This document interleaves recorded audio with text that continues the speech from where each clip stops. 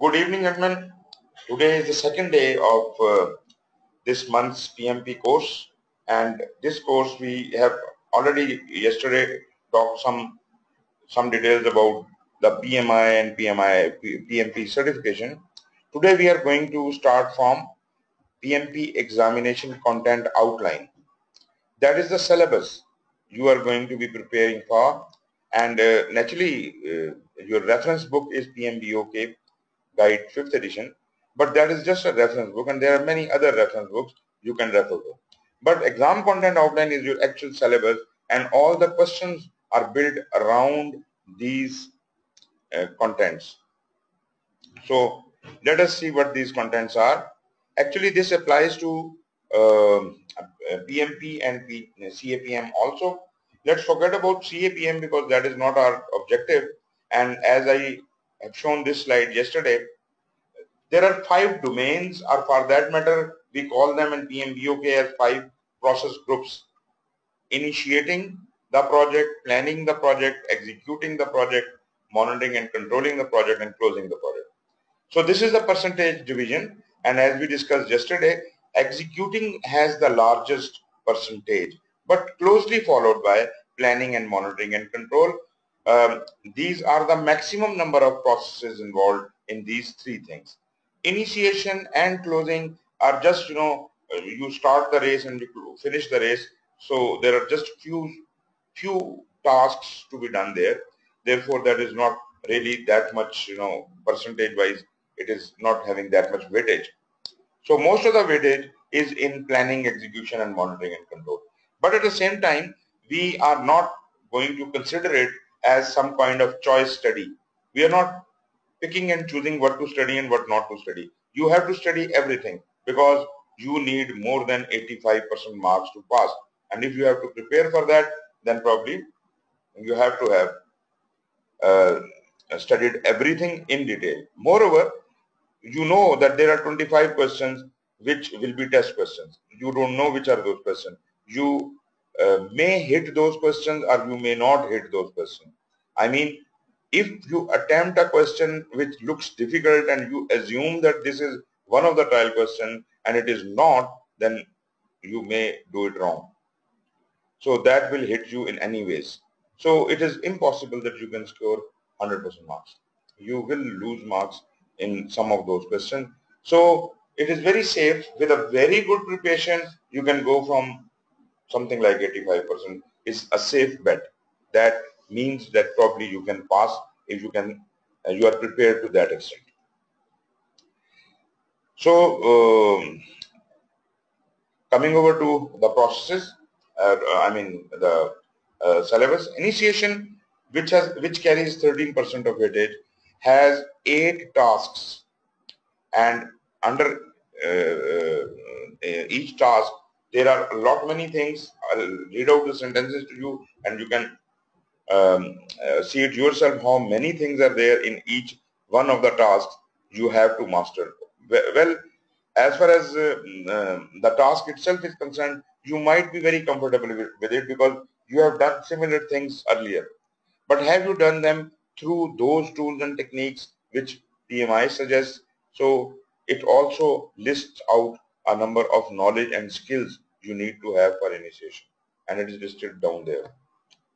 So the first task, as I read out yesterday to you, perform project assessment. Right? First, let me read out the whole thing and then I'll explain it. Perform project assessment based upon available information, lessons learned from previous projects, and meetings with the relevant stakeholders in order to support the evaluation of the feasibility of new products or services within the given assumptions and our constraints. Now, this is a very economically packed sentence, but it carries a lot of weightage. There are a lot of many things in this one sentence. It is talking about project assessment. It is talking about the lessons, getting some input from the previous projects, the lessons learned out of it. It is talking about the stakeholders and meeting with the stakeholders as if we can do what we want to do, some kind of evaluation or feasibility study. There are two different things. Feasibility is one kind of evaluation. There are other kinds of evaluations also. You must understand what is a project evaluation. You must understand how the feasibility studies are carried out, and what are the various mechanisms to conduct the feasibility study.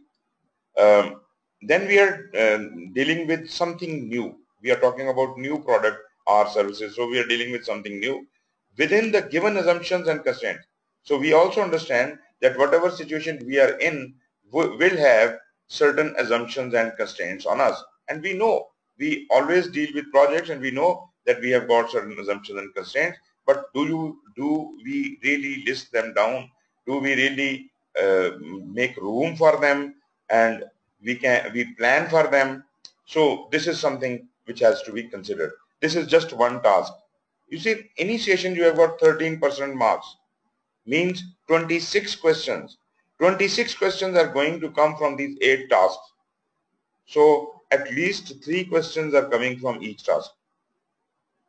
So out of these lot many headings you have heard about and talked about, you will be offered 3 scenario based questions, 3 to 4 scenario based questions from each of these tasks.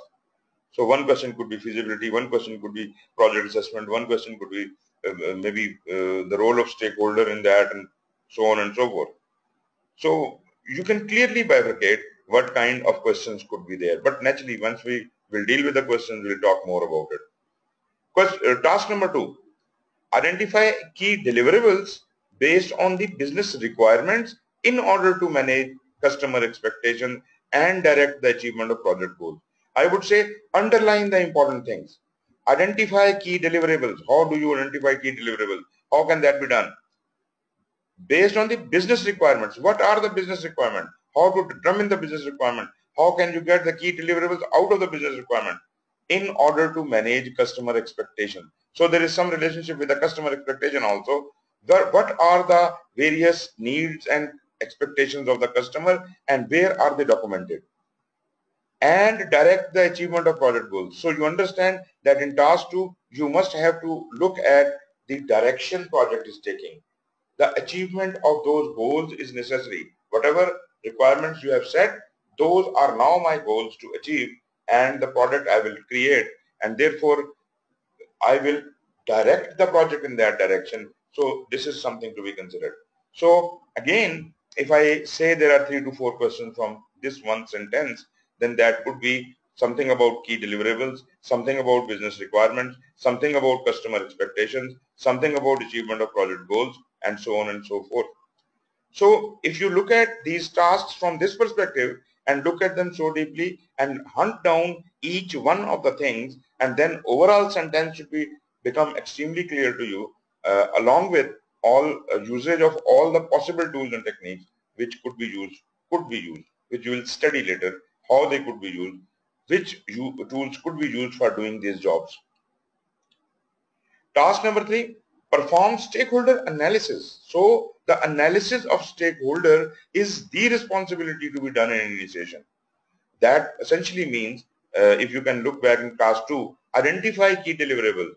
So, and even before that, it did mention in task 1, relevant stakeholders.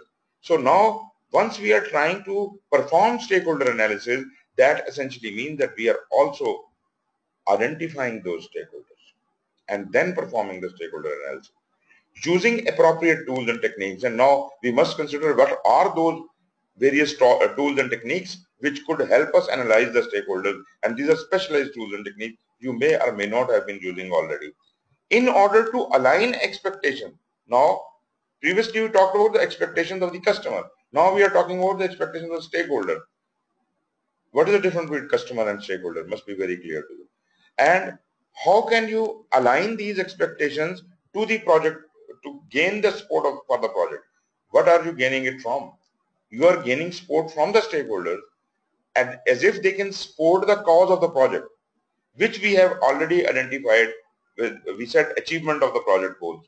So those goals we need other stakeholders to be on online with us, and they must be having a buy-in with us, and ultimately they must support it.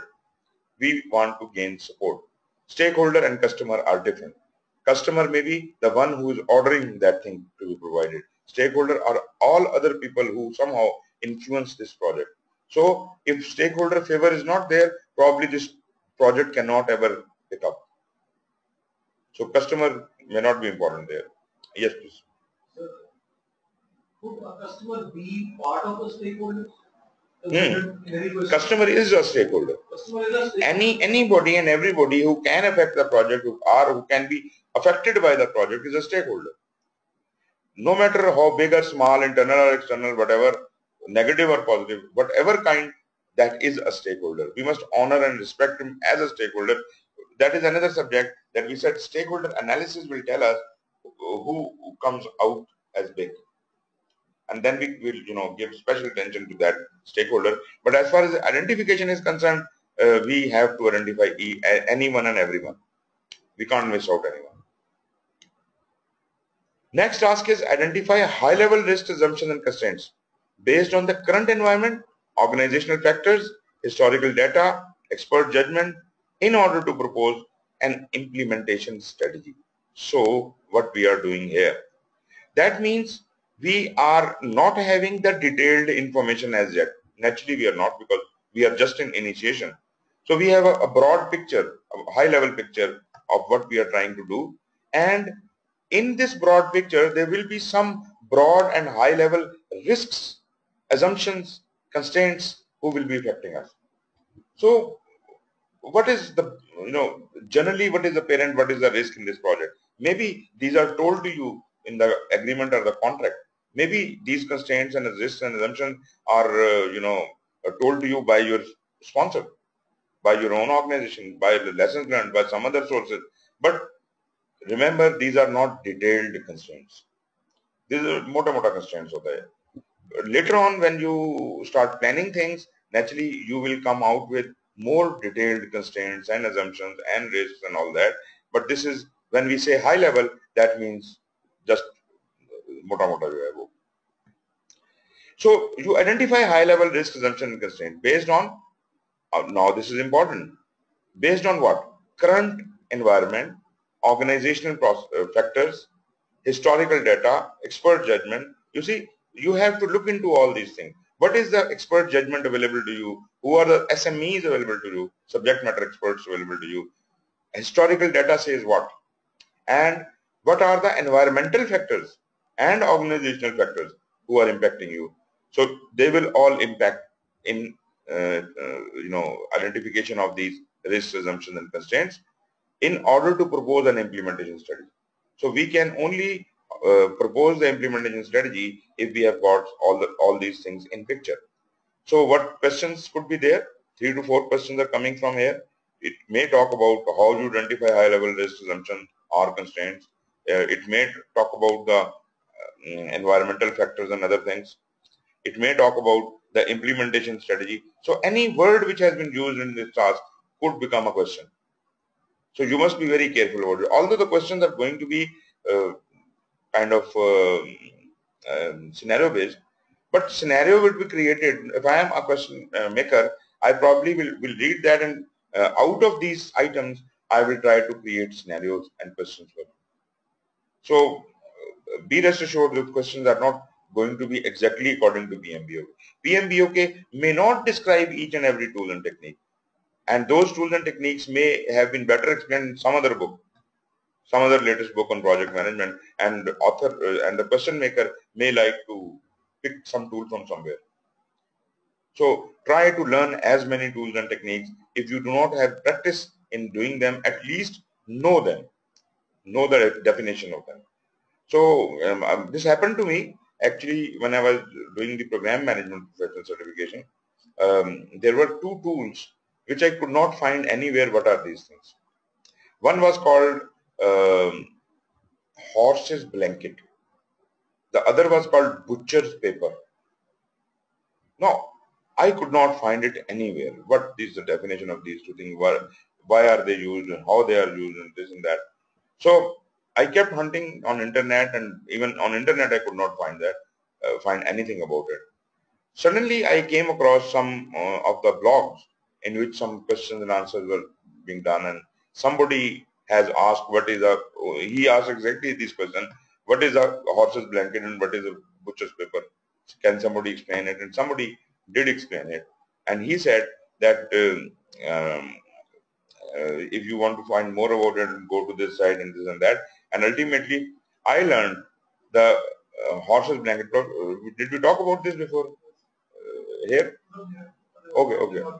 So the horse's blanket was the blanket which is put on horse before you can put the other things on it and sit on it. So that is to protect the horse from getting injured by the leather or saddle or whatever.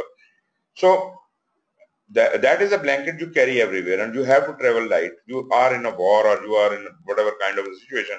So you do not have to carry lot many things with you. So what people used to do in those days was they used to make a map on the blanket, and wherever they used to stop, they used to lay it down on the ground and do their planning and do everything else, and then after again fold it, put it on the horse and move on. So that was called the horse's blanket. So that was one of the tools. Although it is never to be used, probably you will never use it, but naturally you had to know what it is. And similarly, butcher's paper was the fat coming out of the animal that comes in sheets, long sheets, and those sheets they dried up in the sun and they become stiff, and they were used earlier in for purposes of writing on it like paper. And because these were huge sheets, they were usually used by army for planning their moves. So these two terms are, so when somebody says butcher's paper, then you must understand he's talking about something big display and or something big where you can draw something on the walls and things like that. So that could be the butcher's paper. Anyways, this was just an example. Task number 5. Participate in the development of project charter by compiling and analyzing gathered information in order to ensure project stakeholders are in agreement on its element.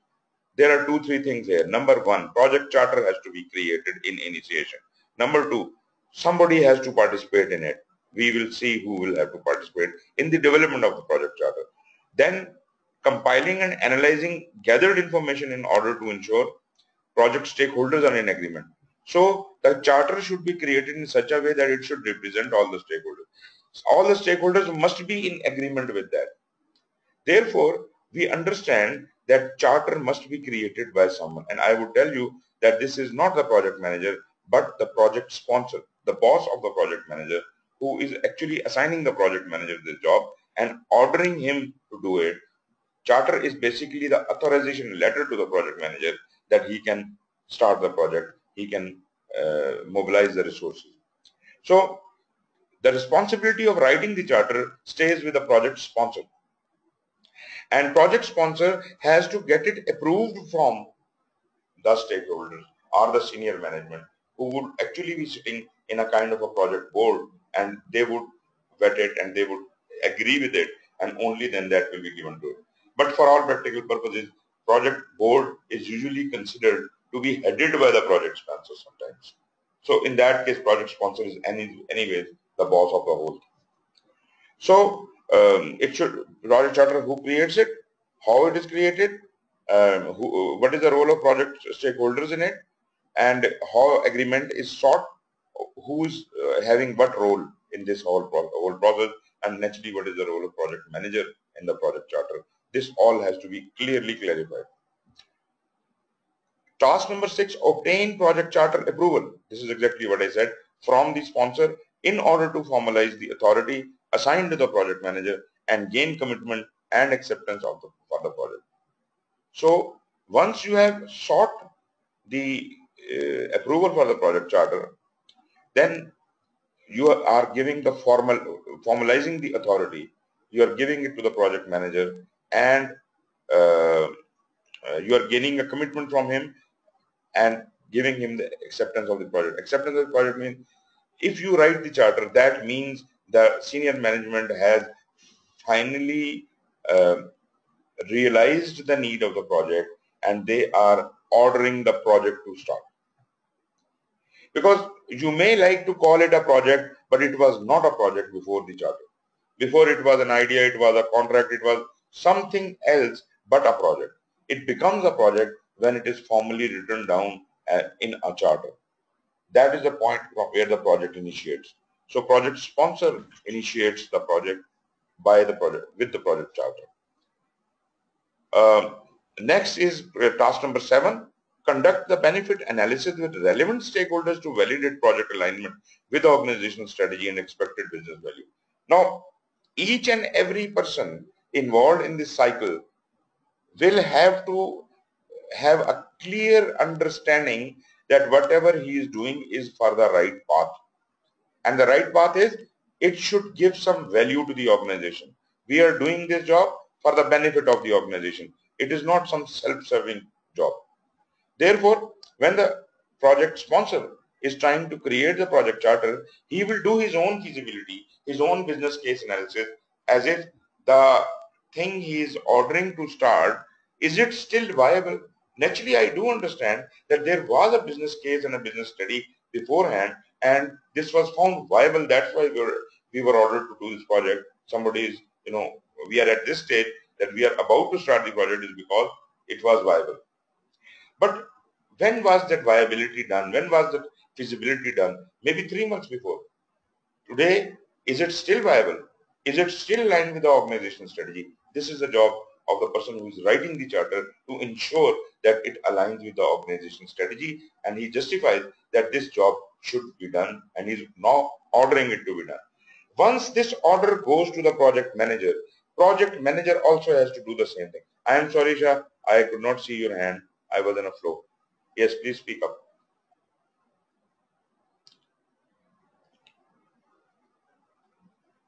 Yes, please. Am I audible? Okay, sir. This 5th and 6th, task number 5 and task number 6. If I'm a project manager, in task, hello? Just a minute. Okay. I'll just fix it. Somebody is trying to call me or call you? Yourself, I think, sir.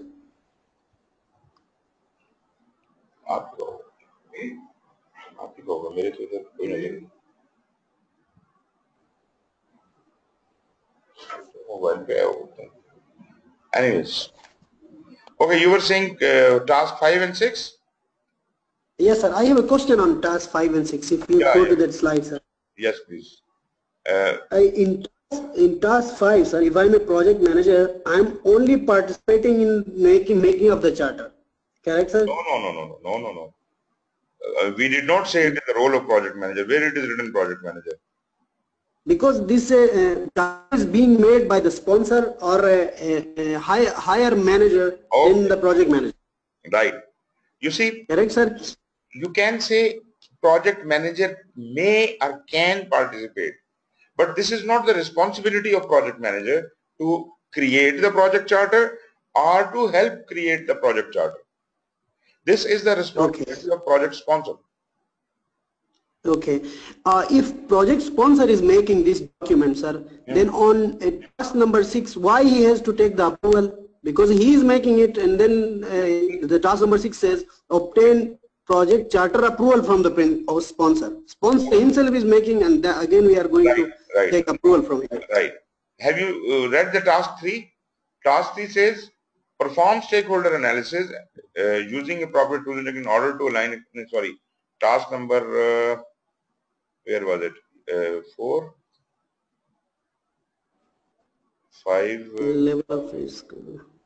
Ensure project stakeholders are in agreement on its element. When we say it says you have to take the. Okay. It is to ensure the project stakeholders are in agreement. You have to take the stakeholders along. They must be agreed on the charter. Okay, so I see a point here, sir. In task number 2, we are identifying the requirements of the what we call project stakeholders. And here in 5 number 6, we are getting their approval or final approval of the project charter. Yes. Okay. And we're getting the commitment from them. This is the final announcement of the project. So all are on board. all stakeholders are on board. Project charter is to be produced by the sponsor. By the sponsor, it is the basic responsibility of the sponsor. Why is it saying that obtain project charter approval from the sponsor? Exactly. There are many ways of doing it. Actually, PMBOK does not really make a mention of how this interacts with the stakeholder. But I studied from other sources like, in Prince2, that explains this thing very, very nicely. It says that there must be a project board. There must be a project board which must compose of at least 3 kinds of bodies, 3 kinds of people. One is the organization doing the project must be represented there. The customer must be represented there. And the contractor, the ठेकेदार जो आपका ठेकेदार आगे हैं, subcontractors, they must be represented there. So minimum there should be 3 people. One from the organization, one from the customer, one from the contractor. And if you can have more, that is fine. Generally speaking, Prince2 suggests that this whole thing should be headed by the person from your own organization. And most likely the sponsor who is responsible for the project, he may head it. So if he is the boss of the whole thing, so he is gaining the agreement of all the stakeholders and he is approving it. Sometimes you say the CEO of the organization wants to head this from the organization side. So then he is a senior position, so he takes on project board chairmanship and ultimately he has to approve. Then Prince2 is also very clear about one more thing. It says this is not a democracy. It is not a democratic decision and a number of votes saying this should be happen like this. No. The final decision will be done by the head of the project board, whomsoever is the head of the project. And that will always be from our own organization. Whether this is the project sponsor or some other senior person or the chief executive, whomsoever is heading that, his decision will be final. So that's how the decisions of the project board are made. This is the first decision, approving the charter. There are many other decisions where the project board will be involved. But as far as PMBOK is concerned, PMBOK does not really clearly talks about the role of project board. It just gives passing hints and moves on. It doesn't talk much about it. Maybe in later versions it starts explaining it in more detail. But PMI has got their own scope of things. Earlier I remember in the second edition of PMBOK, they never talked about strategy. They just said there should be strategic alignment. That's it. I did ask this question there in PMI Congress and I said, well, what about the strategy? What to do there? So they said, this is not our business.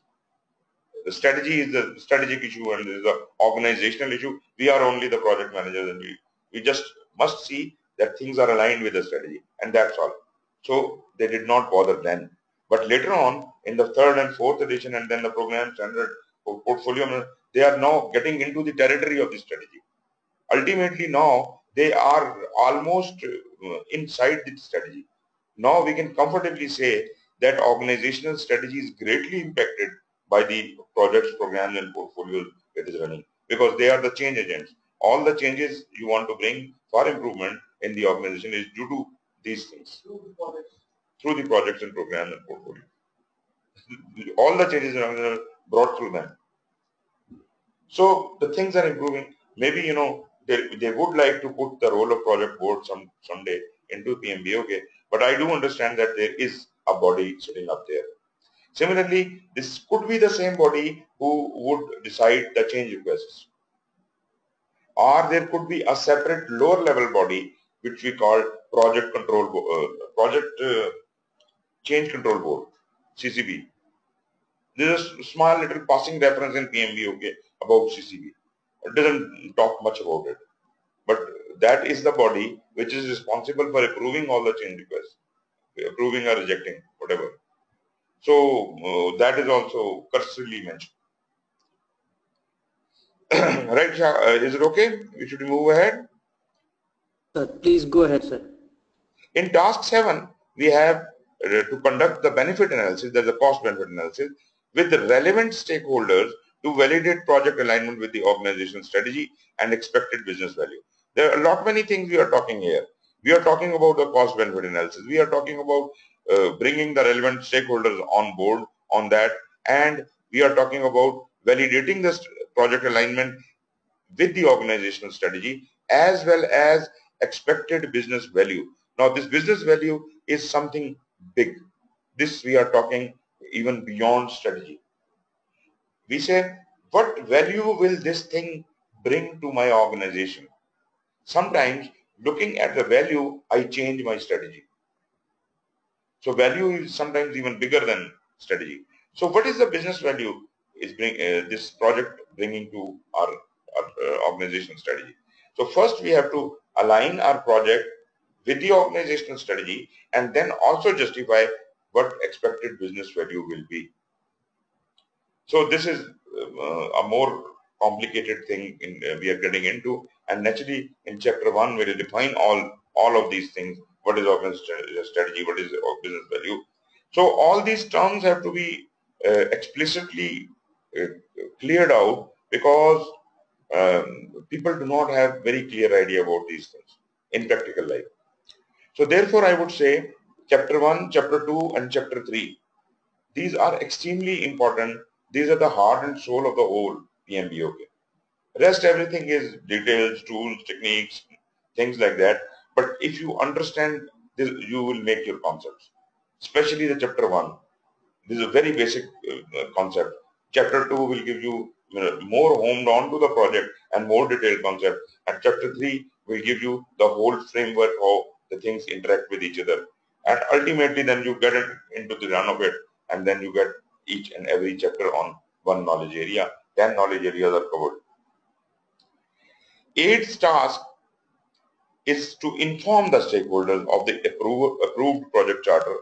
It means all the stakeholders. Previously, they were the selected key stakeholders who were sitting in the board and with whom you have agreed. Now you have to generally inform all the stakeholders of the approved project charter to ensure common understanding of the key deliverables, what are to be delivered, what will be the major milestones only, major milestones, and their roles and responsibilities. The roles and responsibilities of various stakeholders. What is expected from them? They must understand, we must understand what is the relationship between them, only at a cursory level, because this is, now we are still in the initiation. So these all things will be asked from initiation. Whereas if you look at initiation, there are only two processes there. Develop charter, identify stakeholder. That's it. But all of these things are expected to be done in initiation under those two processes.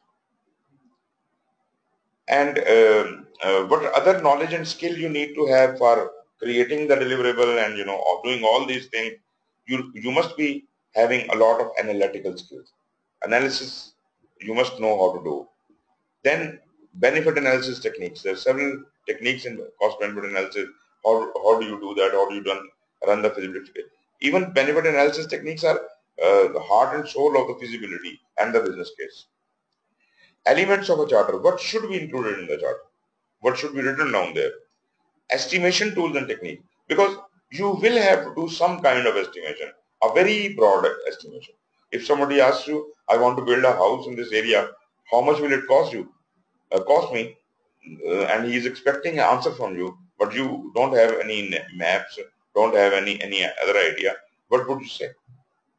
Will you like to give an estimate? I don't have anything on the. Well, he is asking me a broad opinion. You can then delegate project like this cost approximately this cost. Exactly.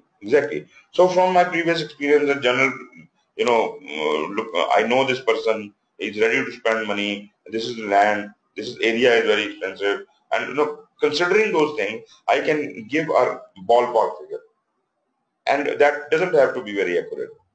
So yes, we need to have some kind of estimation tools and techniques at that stage, but the detailed estimation would be done in planning later on.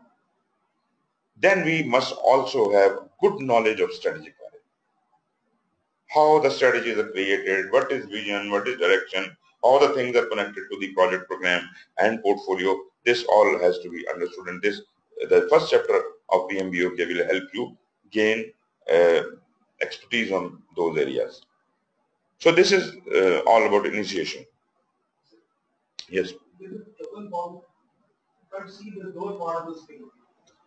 Somebody else was also telling me that earlier. How much?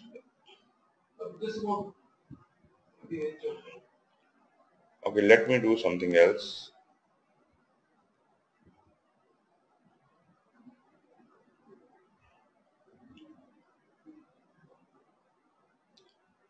Tell me now. What do you see now? Mhm.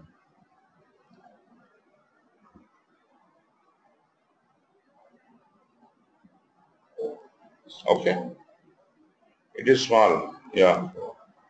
Because if I do it full screen, I cannot make it bigger than this. You can make your screen bigger, can't you?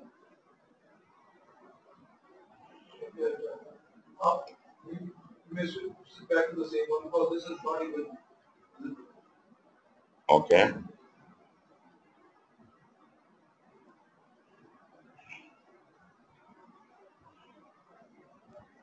Again the same problem.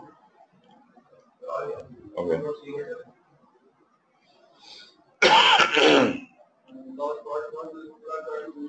Okay. Till what line? What you can read the last sentence for? Only the last line is not. Only the last strategic management. Okay. Okay. I don't know how to fix that, but is it visible to you, Shah? No, sir, I have the same problem. The last line is not visible. I think the broadcast has some issue, sir. No, it should not be a broadcast issue. It should be screen issue. You can, get rid of the last bar of our windows. Maybe then it's Okay, okay, okay. not yourself. Mm-hmm. Ourselves. Yeah, right. Okay, so this is all about initiation. All the 26 questions of initiation are going to be out of these many topics. In planning, we have got 13 tasks and a number of knowledge and skills. Let's take them one by one. These are 24% questions, meaning 48 questions are going to be planning. And as Shahan was saying yesterday, planning is the most extensive job. Although it does not use a lot of money and a lot of resources, but still a lot of thinking. The thinking power is there in the planning. You have to make plans for each and everything in the project in detail. In whatever description you can go down to, you have to go down to that detail level. So the first task here is review and assess detailed project requirements. Now we are talking about detailed project requirements, constraints and assumptions. Previously we talked about only the high level risks, constraints and assumptions. So you see, now we are not only going to collect detailed requirements from all the stakeholders, we'll dig down on the constraints and assumptions with stakeholders based on the project charter. We start from the project charter, take those constraints and assumptions and move on with it. We will also take on the lessons learned, and by using requirement gathering techniques, we'll go back to the stakeholders and we'll use the requirement gathering techniques in order to establish detailed project deliverables. We will establish what exactly should be the output, what exactly should be the deliverable of this project. So you see, we are talking about the detailed requirements, constraints and assumptions. We are talking about requirement gathering techniques, and we are talking about establishing a detailed project deliverables. So again, 48 questions out of 13 tasks. So again, 3 to 4 questions. Yeah, 3 questions approximately per task. Task number 2. Yeah. Slow down the fan. Noise. Basically one करना. आवाज की आपको लगती है तो अच्छा अच्छा. थोड़ा सा ऐसे कर बंद कर दो. नहीं पूरा करना दूसरी तरफ. एक और. Okay. Task 2. Develop a scope management plan. Now, each one of the knowledge areas, there are 10 knowledge areas.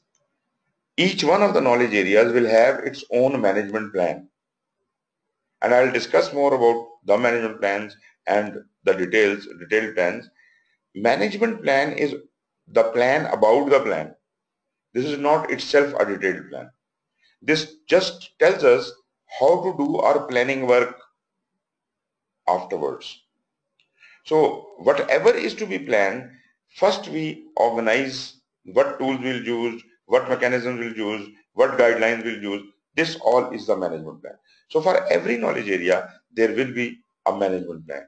So here it is talking about developing a scope management plan. Based on the approved project scope and using scope management techniques in order to define, maintain and manage the scope of the project.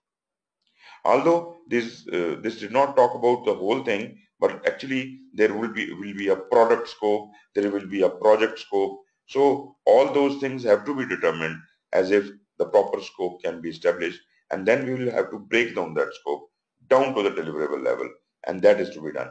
This is the job of the scope. Then it says develop cost management plan based on the project scope. Naturally, now we do have the project scope and we do have the scheduled resources and other things, approved charter also and other information.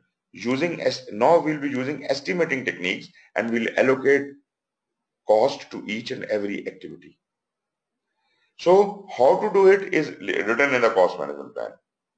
Actual work is done afterwards.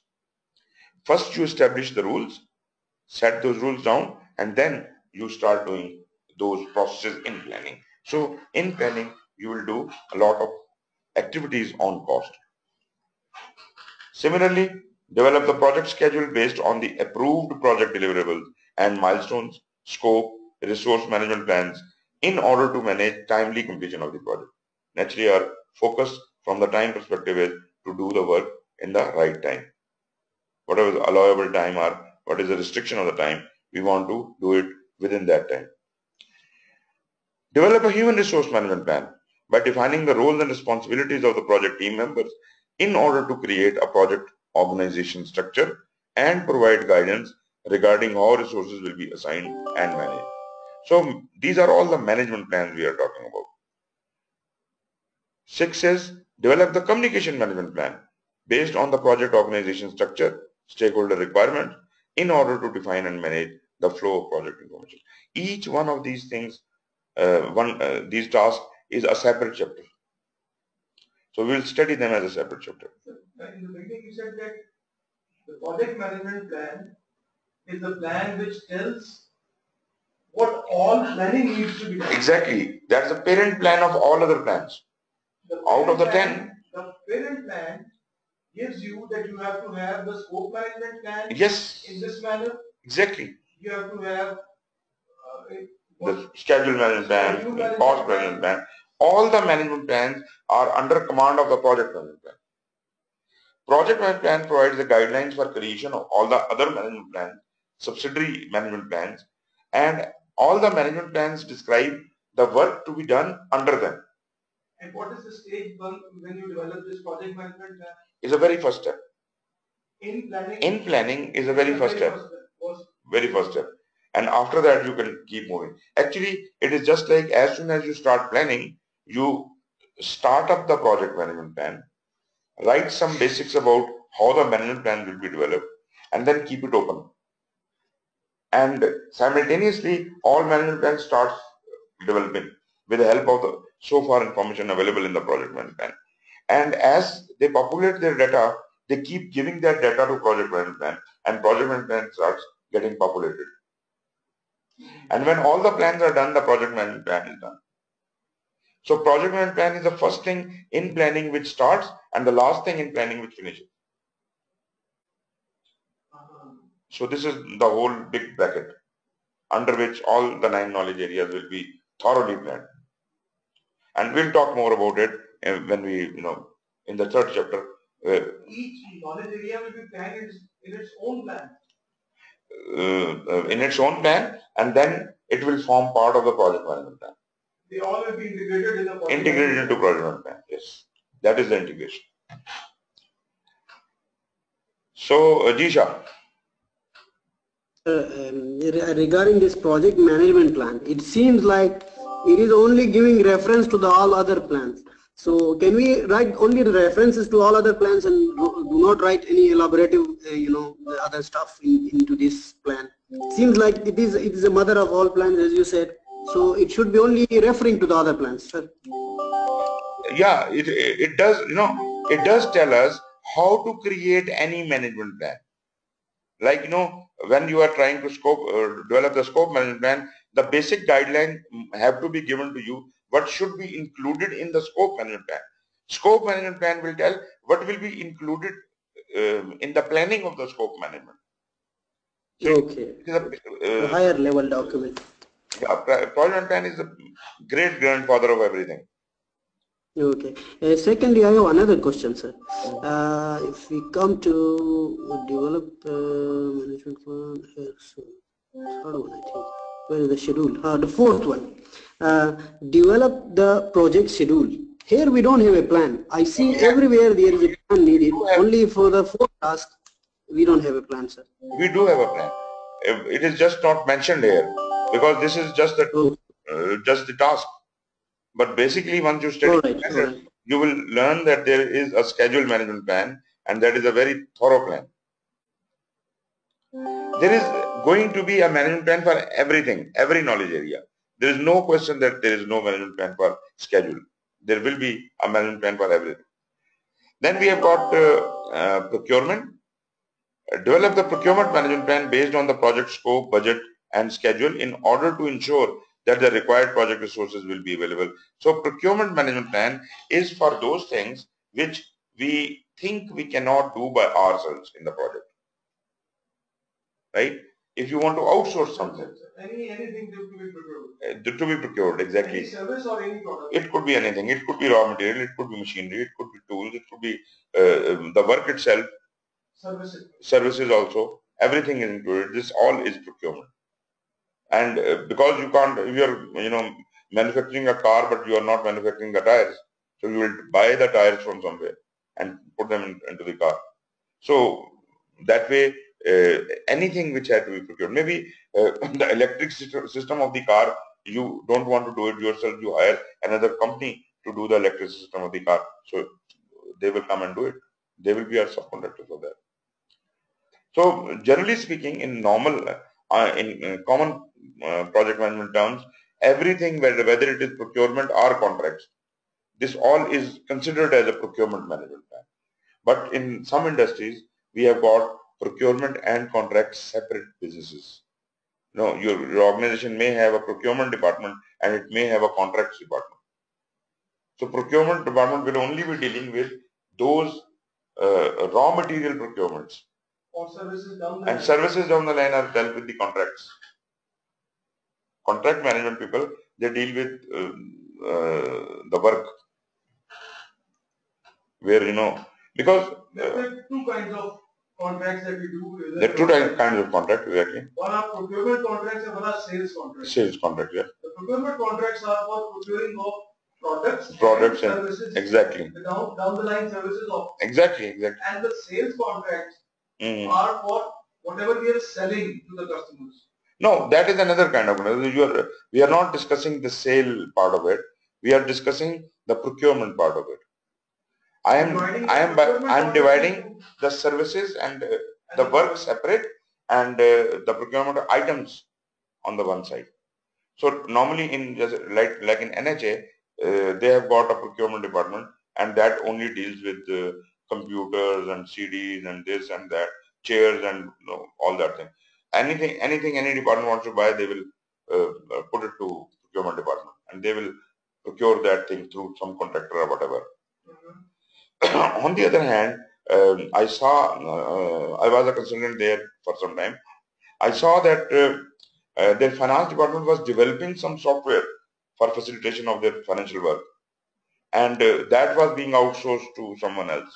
But that was a work that was not considered as a procurement. Now, I do agree that both of these are dealt through contracts, and contract department will keep record of everything, all types of contract.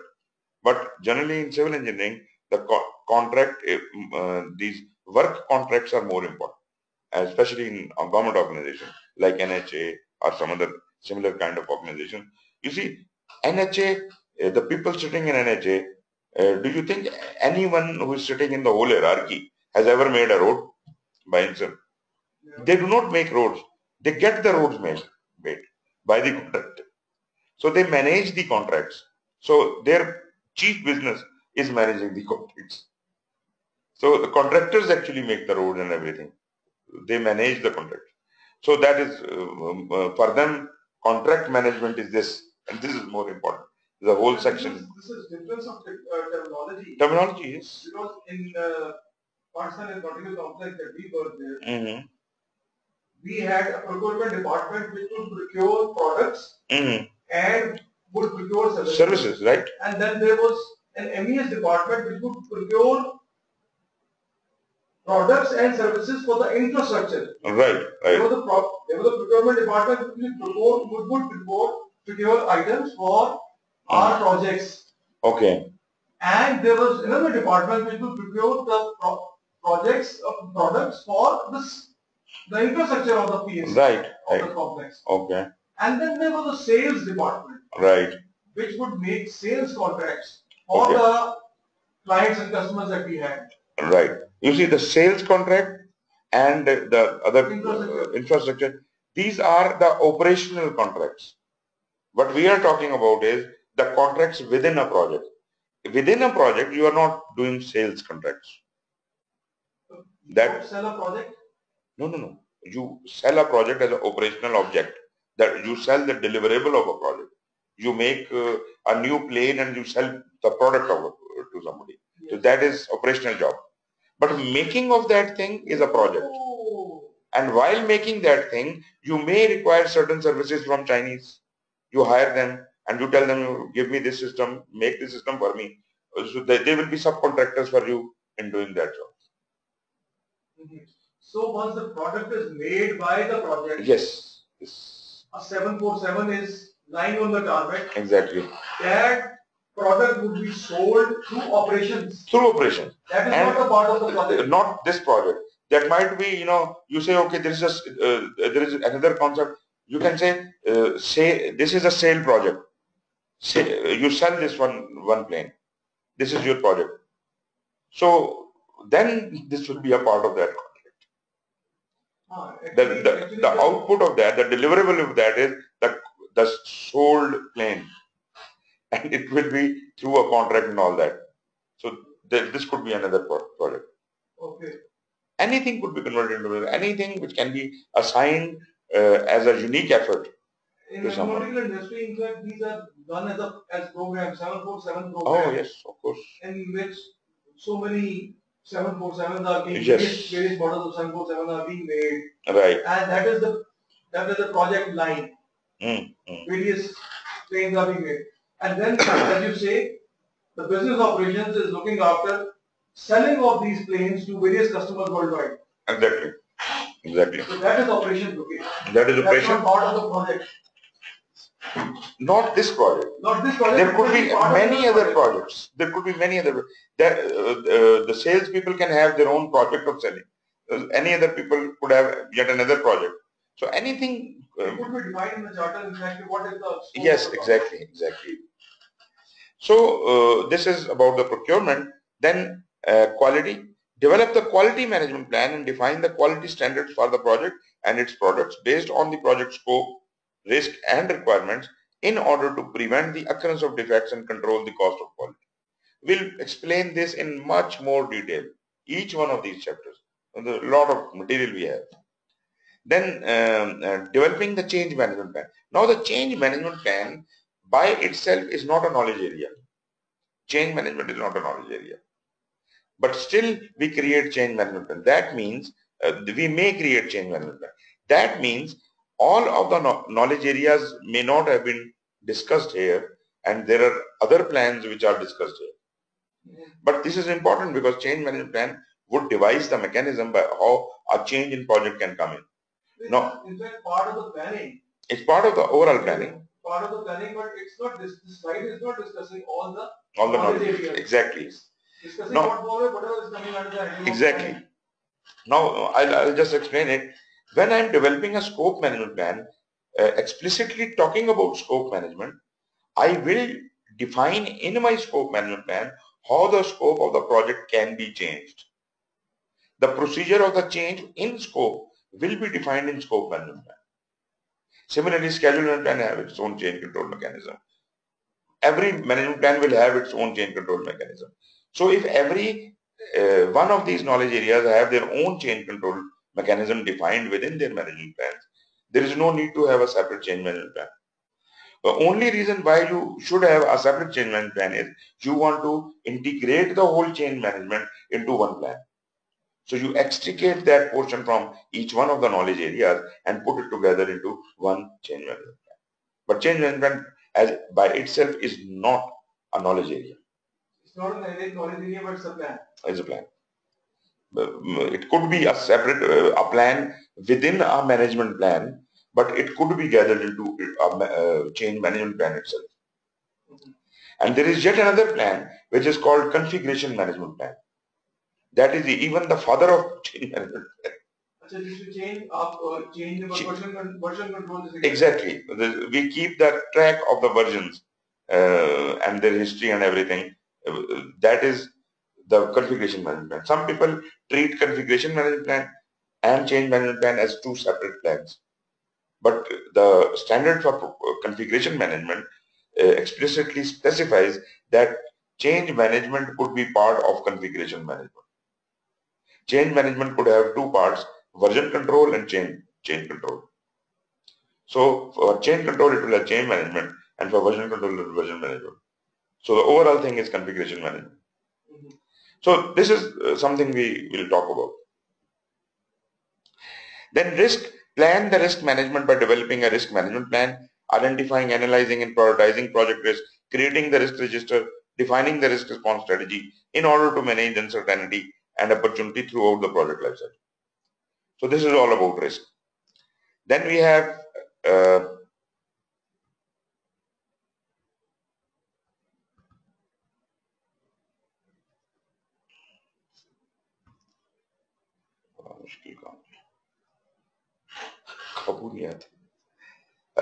then we have task 11, that is present the project management plan to the relevant stakeholders according to applicable policies and procedures in order to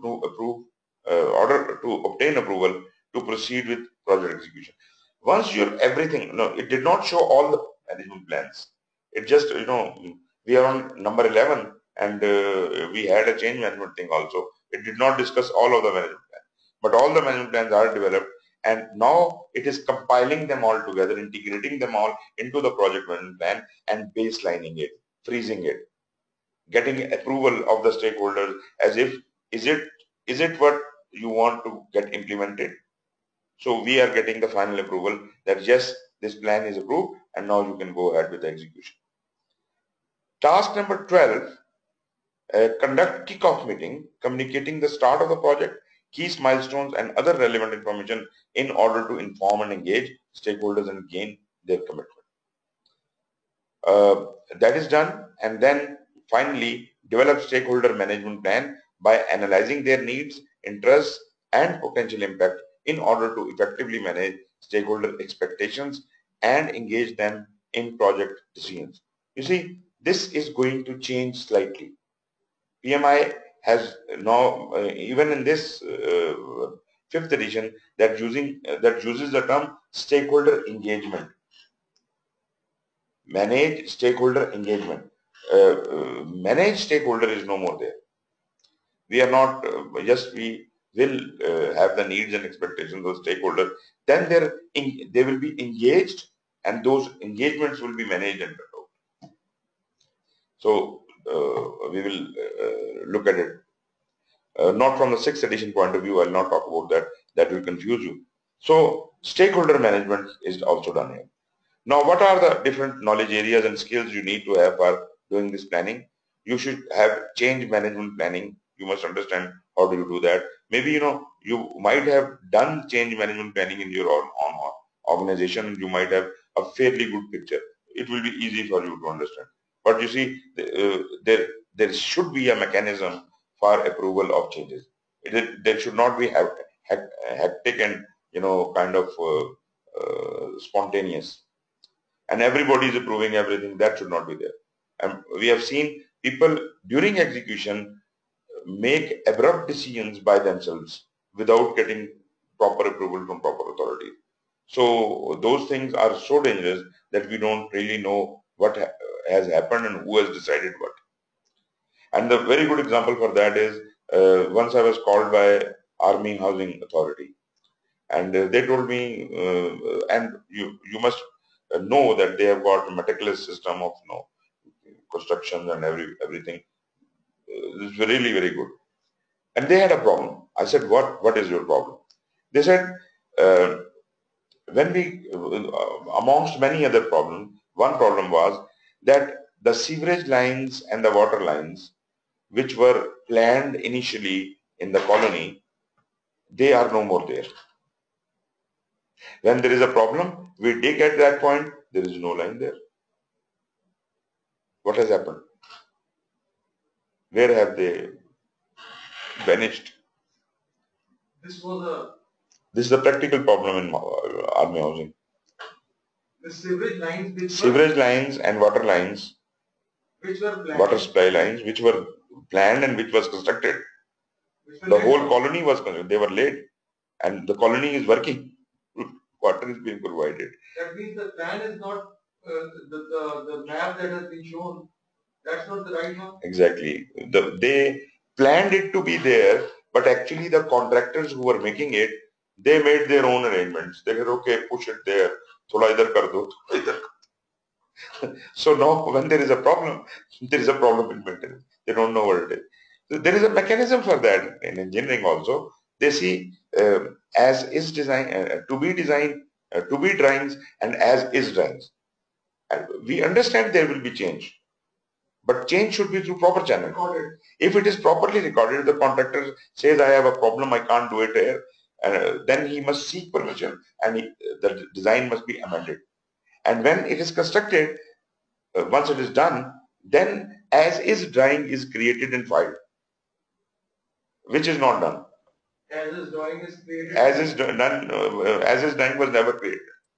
Only to be drawing was there, and they were trying to run the whole show by that, and they are having problems. And that is improper change request, change control mechanism. So proper change management planning should be there. Cost management planning should be there. Naturally, you must have full understanding, good understanding of cost management planning, its tools and techniques. Cost management, estimations and budgeting both. There are two different things. Estimation is separate, budgeting is separate. You must have the skills and tools and techniques to do both of these things. Ji Shahan. Sir, I just wanted to add one more thing to the discussion which you were doing to make it more interactive. Yep. I'm working with one of the bigger EPC companies, sir, which is providing services to the oil and gas. Mm-hmm. We have a similar sort of procedure, sir, which we call it DCN, Design Change Notice. Yeah. Our organization discourages any changes to be made into the project. In the initiation process or when the project is in very initial stages, you can make. But as the project matures, making changes are discussed. Reason being, sir, if I am making an equipment based on a design pressure and temperature, and at a later point I am changing, so vendors are asking me for a variation orders. So the project cost goes very, very high. So these sort of things we are also facing, sir. So our aim is not to make any changes once the project is at a mature stage. So yes. Whatever you want to do it at the initial stages where the vendor might not have got the procurement for whatever services you are going to get it or whatever equipment you are going to buy it. Exactly. So at this stage you can make as many changes as you want, but as the project goes on, then we should not do changes. So just I wanted to share my experience with you, sir. Exactly. I do agree with you, but just simply saying that we should not and cannot change, make any changes is not really right. We must make changes only through change request procedure. And I do agree with you that making changes earlier in the project life cycle is much more comfortable and easier. And we resist the changes at the later stage, but we cannot say completely that this is not allowed at all. So next we have the communication planning. Naturally, we'll talk about the communication in a lot more detail. Contracts, what are the different types of contracts, how the selection criteria is selected. Naturally, if you have done these jobs, probably it would be much easier for you to understand how the contracts are conceived. Maybe you have your own model, how you classify the contract, or what tools and what selection criteria you establish. So we will see how that aligns with the general procedure given by the PMBOK. Estimation tools and techniques, human resource planning, lean and efficiency principles. आपको तो पता होगा lean and efficiency. Shahan, you know what do we mean by lean and efficiency principles? Efficiency principles, anything, sir, which are making your processes more efficient. And lean is, I think, your time and again you are repeating one thing, so you make that process simpler and more efficient. This is my understanding. Right. Basically, lean also deals with a reduction of wastage, and it also talks about more efficient and effective output. So lean talks about reducing the waste and thus increasing the efficiency. Conforming parts. Conforming, yes, exactly. So those principles must be known. Procurement planning, quality management planning, requirement gathering techniques like planning sessions, brainstorming, focus group. We'll talk about these. Regulatory and environmental impacts assessment planning. You know, we have what do you do this say it? Environmental. One is environmental feasibility. One is environmental analysis. And Environmental impact assessment, sir. EIM. Yeah, EIA, environmental impact assessment. For all big projects or construction projects or things like that, we have this environmental impact assessment, because that whatever, if you're creating a huge dam, you understand how many trees you are cutting off, how many, lot many things which are actually impacting the environment. The living standard and style will change. The places where there are mountains, now there will be water. Is it feasible? Is it good for the environment or not? If it is fruitful, then we should go for it. Otherwise, international bodies make a lot of hue and cry on that, and therefore EIA has to be done. Okay, then we have risk management planning. We have scope deconstruction, that is work breakdown structure, breaking up the scope backlogs, tools and techniques, scope management planning, stakeholder management planning, time management planning, including the scheduling tools and techniques, workflow diagramming techniques, and so on and so forth. So these are a number of things we will come across. I don't say that each one of these items written here will be discussed in this course, because if we start doing that, that is a complete PhD program. We can't discuss each and everything, but we will discuss the most important items which come across our planning and everything. So one question, practical a little bit, because the software tools that we normally employ for Primavera and MS Project, MS Project and all, do they take care of all these requirements? Not all. Not all. You see, basically, all the software available for project management, they are not project management software. They are scheduling software. They only help you in scheduling. Even Primavera? Yes, of course. You see, they have added a lot many features into it, like cost features and risk features, and they keep adding those features. But it is impossible that it can do everything. You see, where is the record of documents kept in Primavera? I don't use Primavera. I use a little bit of Micro MS Project. So these, even if you are using the enterprise version, which is very good, because that gives you access across, you can on the run, you can keep updating things and run the project right on enterprise version. But at the same time, where are you managing the documents? They have made a little arrangement there that, separate archives are created and the things are put there. But one thing which is called project management information system, that does not exist in MS Project or Primavera. So project management information system. Is Every organization must develop their own project management information system and hook it up with whatever scheduling software or whatever thing they're using. So it has to be a complete workflow. That is like an ERP. It's like an ERP, exactly. For project organization. Actually, when Oracle bought Primavera, I was in a way very happy because Oracle itself had its own huge ERP, and I thought they will make it a part of ERP. But I have been following them. They have another stupid kind of project management software built into that ERP, and they have not included Primavera into it. They are marketing Primavera as a separate product. They are not mixing it up with their ERP. Not integrating it. Not at all. Already there. No. Is it not possible? No, it is very much possible. People are customizing it on their own needs. Descon has done it 20 years ago. They were choosing it. They created their own PMIS and they programmed it in such a way that all the things were connected and hooked into it. And there are many other ways available for doing that. You see, because all the facilities and tools which we need for project management cannot be available in any one software. So there are many companies who are creating independent softwares for each and every purpose, and those can be hooked into your MS project. Like an icon coming into a MS project, and you can do things like that. No, there is no way of doing the work breakdown structure.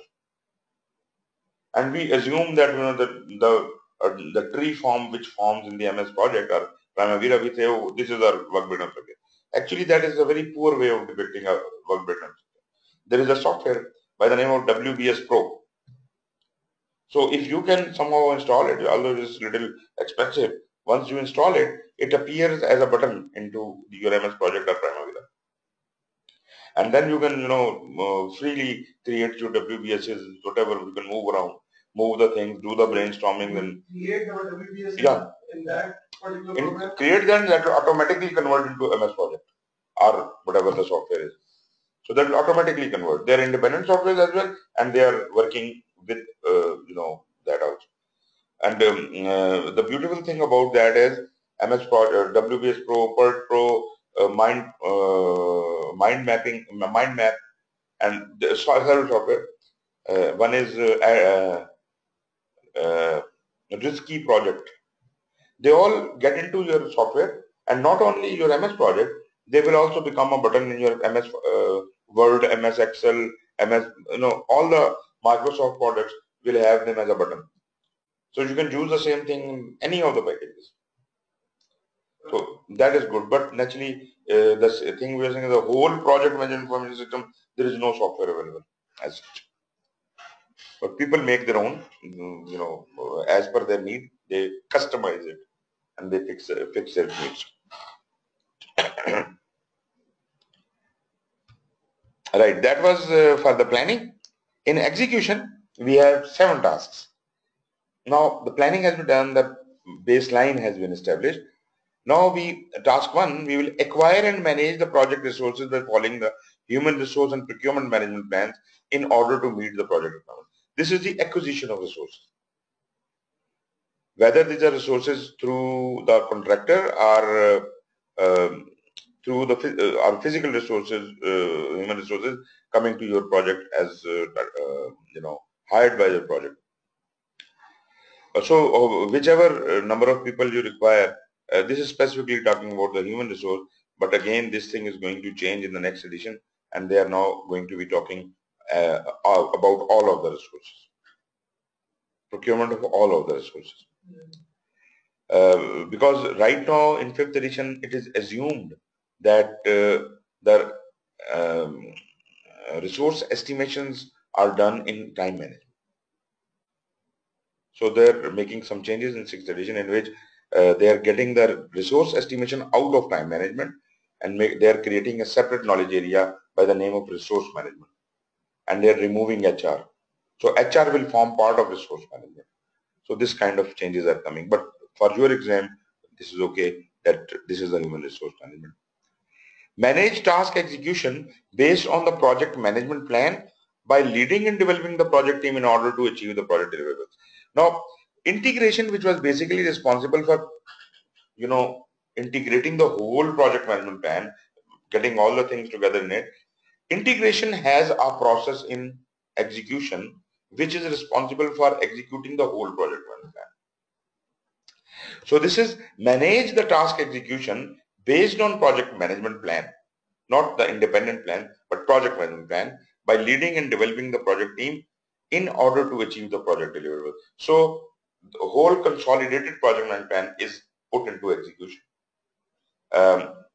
And basically the basic elements of a project management plan for execution purpose are three: scope, time and cost. These are three objectives of the project. These three baselines form part of the project management plan, and these are the baselines which are actually implemented. So scope, time and cost do not have any process in execution because that is integrated into project management plan and that is integratedly executed. Rest other things are there, like quality assurance is happening in execution, the human resource, as I just mentioned, acquisition of human resource and management of human resource, all this is happening in execution. Implement the quality management plan. How? Using the appropriate tools and techniques in order to ensure the work is performed in accordance with the required quality standard. Well, it is not very specific, but what it does is quality assurance, which I was explaining to you earlier. Quality assurance is done in execution, whereas quality control is the responsibility of monitoring and control. Implement approved changes and corrective actions by following the change management plan in order to meet the project requirement. There is a process by the name of integrated change control in monitoring and control. All the change requests generated from execution or elsewhere, they all go there, and that is the process which is responsible for approving them. But all the change requests which get approved get back to execution as if execution knows that these things have changed. These are the new approved changes, and they start implementing them accordingly. Then manage the flow of the information by following the communications plan in order to keep stakeholders engaged and informed. So communication plan is managed. We created a communication plan now, and you told Mr. X will report to Mr. Y, and this is the format of the report, and this is going to be a weekly report. So is he giving the report and is he getting the report? Who is going to ensure that? This managed communications is going to ensure in execution. And if they are not doing it and there is a problem due to that, then control communication will do it in monitoring and control. It will check and put it right through a change request. Maintain the stakeholder relationship by following the stakeholder management plan in order to achieve continued support and manage expectation. How do you, get the continued support? This is, there is a responsibility in execution, and that is keeping the stakeholders engaged. You have already identified and analyzed the stakeholders. You have already collected requirements from them. You have already interacted with them during risk management, during quality management and all that. So that was the planning. But now stakeholders have to be kept abreast with whatever is happening. So this is called engagement, and this engagement happens in execution. And again, like communication, if there is a problem in engagement, those problems are fixed in monitoring and control. Then we have tools, continuous improvement processes. This is the tool for quality assurance. If quality assurance finds a fault with the processes, it improves them. And there is a specific process improvement plan created in planning in quality, which is used for continuously improving the processes. Contract management techniques. You see, we created the management plan for everything, but not for contracts. We did have a procurement management plan in general, but we have, in this project we have 5 different contracts we are subletting. We did not have a separate contract management plan for each one of them, because at that point in time we did not know who will get this contract. So when is the contract given? Actually during execution. When we are executing our project, this is the time we give out the contracts. And when the contract is given out, the contract is signed. And contract management plan is created at that point in time. So contract management techniques should be there, elements of a statement of work. But is a statement of work whenever we decide that something we can't do by ourselves, for that job we create a statement of work. If I can do something, I'll do it. Naturally, there are no two ways about it. But if I can't do it due to certain reason, then I will create a statement of work that this is the job which I can't do. And then based on that, I will create the procurement documents, RFP and RFI or whatever. And then I will fluctuate, move it out for bids and everything. And then somebody will come and say that I'll do it. But should be included in a statement of work, that you must know. Now, this is very interesting because the project you are doing, it was also given to you by someone, some customer who thought he could not do it by himself. That's why he gave it to you. So when he thought that he could not do it by himself, he created a statement of work, and the whole process ultimately ended up award of this contract to you. Now within your contract, within your project, you are trying to sublet some of the jobs which you think you can't do. So you again create a statement of work of those jobs and then start the procedure of contracting, and you sublet those things. Interdependencies amongst the various project elements, project budgeting tools and techniques, quality standard tools, and vendor management techniques, because you are dealing with the contractors. So these vendors have to be properly managed and kept abreast. Next is the monitoring and control. We have again got 7 tasks here. Number 1 is measure project performance using appropriate tools and techniques in order to identify and quantify any variance and corrective action. This is a very general statement, but for each and every control of the knowledge, each and every knowledge area, they have to analyze for themselves that what was the project management plan and what has actually happened.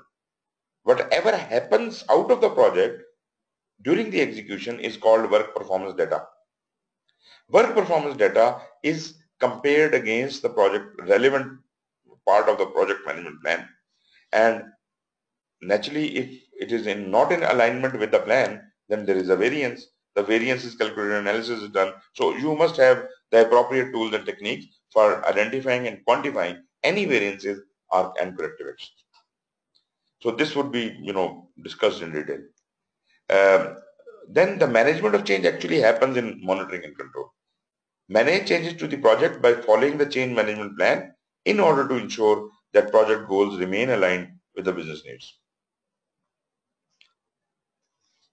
Task 3 is verify the project deliverable conform to the quality standard. It means we are talking about the quality control here.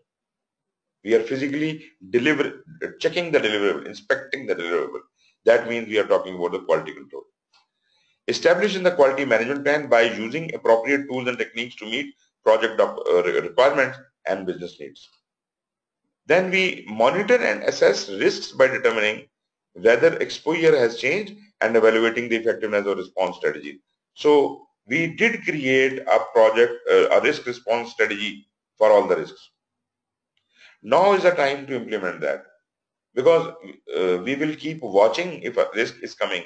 There is not a certainty that every risk will happen. So we'll keep a watch. If any risk is about to happen, we will implement the risk response. And accordingly, we will put them in use. Otherwise, risk response will never be used. If the risk doesn't occur, risk response is not required. Review all the issue logs. There could be issues coming from anywhere. And as I said before, there has to be an issue escalation path. If you can resolve it at your level, you resolve it. Otherwise, you escalate it to the next level. He has more powers, So if he can resolve it, okay. Otherwise, he escalated to the next level. So this is issue escalation path is described in operations. This is an operational problem. This is not a project problem. But we work according to that escalation path. Issue escalation must be defined, and we must follow that.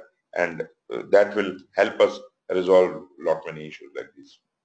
It's always a operational problem and never a project problem. You see, there are a lot many things we adopt from the operations. We adopt from the what do you call that, work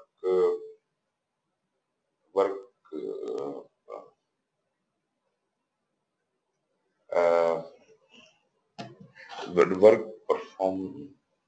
I'm just forgetting a term that is allocation, work authorization system. Work authorization system is also an operational thing, but is very useful in projects. Work authorization is whenever somebody will start the job, he will report to someone that I am starting this job. And whenever he will finish the job, he will report to someone, I'll finish the job. Whenever he faces problem, he will report. This is an operational issue. Organizations should have these procedures. So if your organization having a work authorization system in vogue, then projects will be much easier because work performance data will be generated according to that. So these are some of the things which are inherent to the project from the operation side. Okay. Review the issue log, update it necessary, and determine corrective actions by using appropriate tools and techniques in order to minimize the impact on the project. 6 is capture, analyze, and manage lessons learned using lesson learned management techniques in order to enable continuous improvement. There are a number of processes in monitoring and control which yield some lessons learned. So collecting those lessons learned, analyzing them, putting them together. So this will happen in monitoring and control. But the major effort on consolidating this lesson learned happens in closing of the process, closing of the project. There all the lessons will anyways have to go to the organization because project is closing down. 7th task is monitor procurement activities according to the procurement plan in order to verify compliance with project objective, because whatever you have outsourced is now to be controlled, and the control is exactly in accordance with the contract management plan which you have created. So here you are just ensuring that everything is being done according to the contract. So procurements happen there. The knowledge and skills we need to have for these things. First of all, the performance measurement and tracking mechanism. There are a lot many tools for doing that. We have got earned value. We have got critical path method. We have got program evaluation and review technique. We have got trend analysis, projections, forecastings, and a lot many other things. So there are various methods of measuring the performance. Process analysis techniques like Lean, you just talked about. Kanban is a new form of Lean, and Six Sigma, Lean Six Sigma, and Kanban has gotten into Agile. These are the hot things together, and they all are marrying up now. Lean, Kanban, Agile, Six Sigma into it. So everything is kind of hooked together. So these are various process analysis techniques. Then project control techniques like defining the thresholds and tolerance levels. Project financial principles, a little about knowledge about that is also required by the project manager. Project monitoring and monitoring tools and techniques. Quality best practices and standards, ISO, CMMI, whatever you follow. Quality measurement tools like statistical sampling, control charts, we'll discuss most of them here. Flow charting, inspections, assessments. Risk identification and analysis technique, because in monitoring and control we will identify new risks. The things has happened and therefore the risks have changed. So new risks will be identified and the identification and analysis process will continue. Risk responses will be new risk responses will be developed during monitoring and control, and quality validation and verification techniques. Validation is normally the last step. This is the user acceptance. If something is called, well, it is validated, it means this is done. This is accepted. If it is verified, that means it has been checked, but it still remains to be checked somewhere else.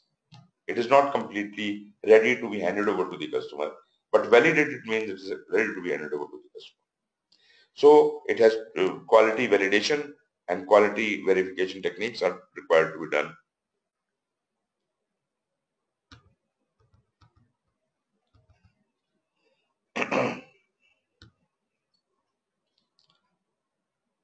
In closing, yes. Again, we have 7 processes. First of all, again, we have only 2 processes actually in closing. You will learn that later. But we have got 7 tasks, 7% question, 14 questions. So 2 questions per task. So obtain final acceptance of the project deliverable from relevant stakeholders in order to confirm that the project scope and deliverables are achieved.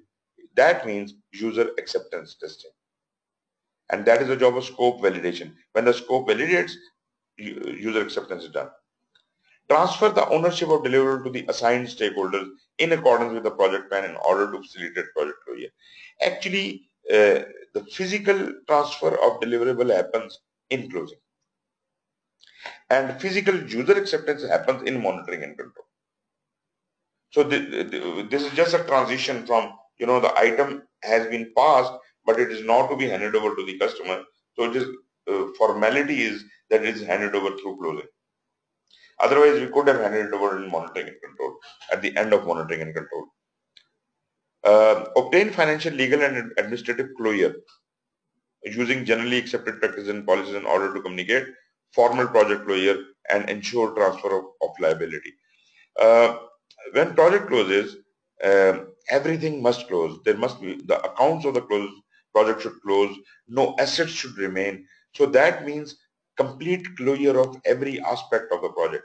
So if anything is left, that must be handed over to the organization. And if there is a liability, that must be taken on by the organization. Project cannot exist after the project is finished. No person can be paid out of the project fund. No space can be retained by the project. Project is no more, nothing is there. Everything must go and ownership must change hands. Prepare and share the project final project report according to the communications management plan in order to document and convey project performance and assist in project evaluation. This is the post evaluation, which you normally what we call it debriefing. It's kind of a debriefing which is done at the end of it, and this is the project evaluation where this is also called PC5. No, PC4. PC4 is closure. PC5 is post closure analysis, जो कि 3-4 साल बाद होता है. वो benefit realization के लिए होता है. Task 5 is collate lessons learned that were documented throughout the project and conduct a comprehensive project review in order to update the organization's knowledge base. 6, archive project documents and materials using generally accepted practices in order to comply with statutory requirements and for potential use in future projects and audits. So this is where we actually collect all the lessons learned and compile them into documentation and hand it over to the organization. So project should not hold it anymore because project is going to be finished. And finally, you obtain the feedback from the relevant stakeholders. Evaluation performer. Using appropriate tools and techniques and based on the stakeholder management plan in order to evaluate their satisfaction. Here our tools are the archiving practices and statutes, compliance statutes and organization, contract closure requirements, closeout procedures, feedback techniques, performance measurement techniques, project review techniques, and transition planning techniques. This all is to be required, this knowledge is to be required at the closing of the project. Now we have talked about 5 domains. Each is a process group, and we know the number of the percentage of questions coming from that. We know the number of tasks available in each one of those. We also can understand how many questions would be coming out of them. We also know the respective knowledge and skills specified with each one of these.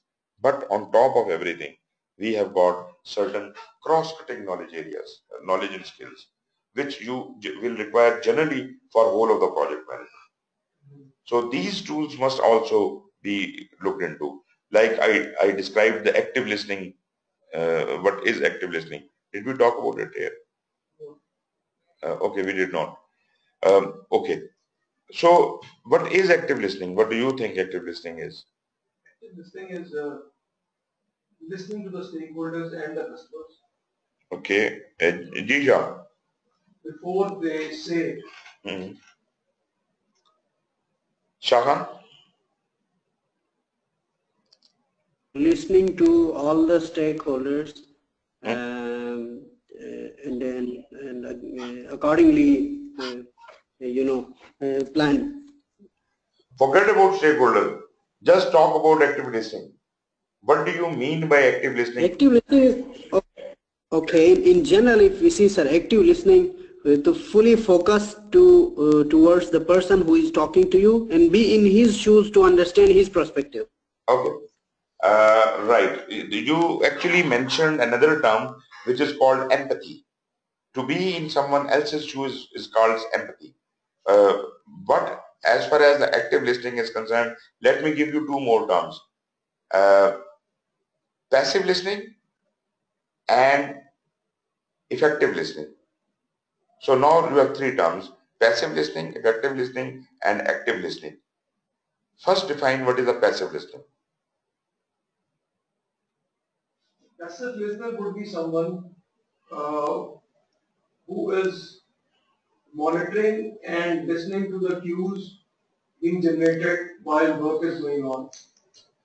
Active listening would be you go and try to engage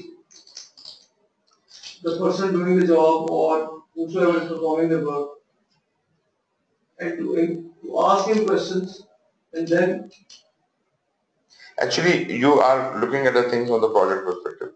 I asked you to look at it from just a common perspective. Forget about project. If I am talking to you, how can you be a passive listener? If I am not engaged into question answers with you, that would be a. But are you receiving something? Are your antennas up? No, I'm not holding my hand up. I cannot because I'm a passive listener. You're a passive listener. Right. Passive listener, a good example is you are there in the class, but you don't know what is happening in the class. You're passively listening, thinking something else. The things are going from here and out, going out from the other ear. That is passive listening, where you are unattentive, partially attentive. Some things you grab, some things you don't get. This is the normal way of what we behave in any audience. Generally, we are not really interested. Well, सुन लेते हैं, ठीक है. So this is passive listening. Now, effective listening is something where you promise yourself that this is important, I'm going for. I must listen and capture all the lesson. I must record everything. I must know and understand everything. And you are now very attentive with the eyes ajar and listening very closely, maybe making notes and everything, but you don't speak. You are effective listener.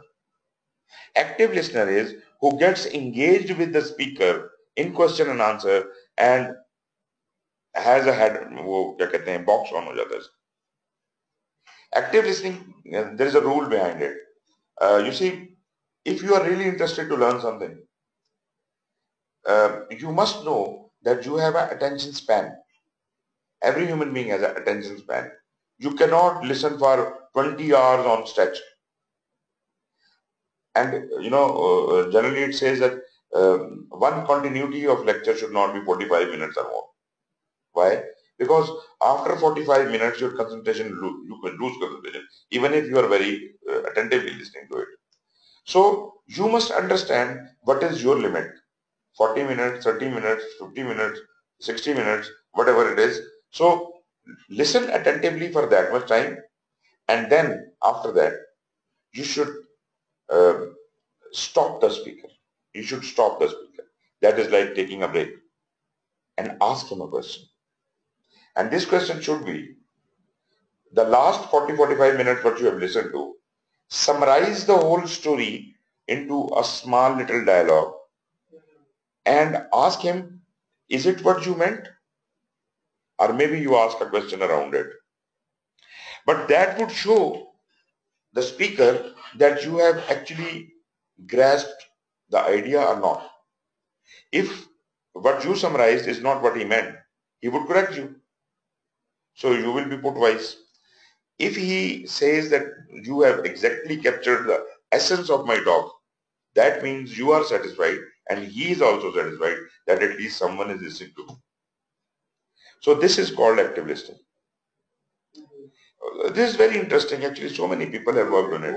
The stages goes like from passive, it goes passive, effective, and then it goes to active. Active listening. Active listening is the most active. This is wonderful. Like, you are getting into it. The thing Shah Khan was mentioning, that was kind of empathy. Once you are listening to somebody, normally used in confrontation. If there is a confrontation, if there is a negotiation, if there is a problem, when you are talking to someone, so don't fight over it. Try to think from his point of view. Get into his shoes and think from his point of view. This is called empathy. So empathy is a wonderful tool because that suddenly opens your inner eye and you say, मैं जाति कर रहा हूँ इसके साथ. उसका point of view भी आपको feel करना चाहिए. Anyways, applicable laws and regulations, you must have awareness of that. Benefit realization, we'll talk a lot about it. What is benefit realization in chapter 1? There is a full thing about it. By the way, I also mentioned benefit realization somewhere in my lecture today, but we'll talk more about it. Brainstorming techniques, we'll talk about creativity and innovation. Then we have got business acumen, change management techniques, coaching, mentoring, training, and motivational techniques. These are the general techniques applicable to all of the knowledge areas maybe. Generally, it is said that these tools which are listed here, they apply to more than 3 knowledge areas, domains. Configuration management, conflict resolution, customer satisfaction metrics, data gathering techniques, decision making, delegation techniques, diversity and cultural sensitivity, emotional intelligence, again a very big topic, expert judgment techniques, facilitation, generational sensitivity and diversity, information management tools, techniques and methods, interpersonal skills, knowledge management, leadership tools and techniques, lessons learned management technique. We just used the lesson learned management already and we know. Meeting management techniques, again a very big topic. The meetings we conduct are not according to the proper criteria. We just waste, I have been in meetings which could go on for hours on length. And I clearly remember we used to have 2 lunches, 2 food breaks in the same huge meeting. But that is not the essence of the meeting. A meeting is supposed to be not more than 45 minutes. 45 max 60, so you must break off. And there must be a proper discipline, there must be agenda, there must be, everybody who's to give his opinion must be allocated time, 2 minutes, 3 minutes, 4 minutes, and somebody should be monitoring it and all that. And only then you can be having effective meeting. So meeting management techniques, negotiation and influencing techniques and skills. You see, we cannot capture all of the essence. We can talk about all these things somehow, but we cannot capture a whole of the essence. You have to read so much. Maybe your experience helps you get into these things because you have already read a lot. So maybe you know already many things. But at the same time, if you want to learn more, you will have to read a lot more. Like Stephen Covey and a lot many other authors. There is a whole wide world out there. Okay, ji. Do we need to talk about the examination scheduling, how to schedule the exam and all that? Okay, so we will start yes, sir. Ji? Yes, sir. It will be very helpful for in the exam. Okay. Right. So what we do is, Shah Khan, tomorrow we will start from here. We will start from how to apply, how to do this, that, and what to take care of. All those points we will talk about those. Any questions? Yes, I have one question, sir. I have been an active listener, noting my question, sir. And I missed the execution part. It is 31% of the whole exam, but how many questions were there that I missed it, sir? No, you were not there, or what? Connection? No, I was here, sir, but somehow I missed it because it's not written. You only told us by verbal. It's a 31% execution. So how many questions are this there? Management के के दवाई और महमूद याकूब शामिल. Hold on. No problem.